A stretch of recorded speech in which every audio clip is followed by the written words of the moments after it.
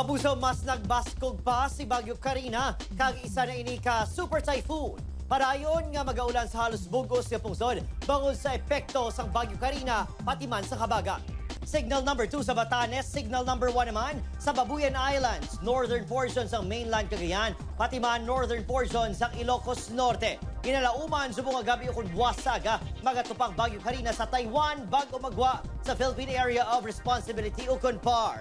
Padayon sini nga ginapabaskog kag ginabutong ang kabagat nga nagapaulahan sa dakong bahin sang pungsod kag nagatuga sang mga pagbaha. Base sa datos sang Metro Weather, magaulan gihapon sa Aklan, Antique, Guimaras, kag pinakabahin sa Negros Island. Posibleng mabaskog ang ulan sa pinakalugar gani manginhanda sa posible pagbaha di gani pag-usmod sang duta. May mga pag-ulan man sa ibang pakabahin sa pungsod gani manginhanda kag magtutok sa update.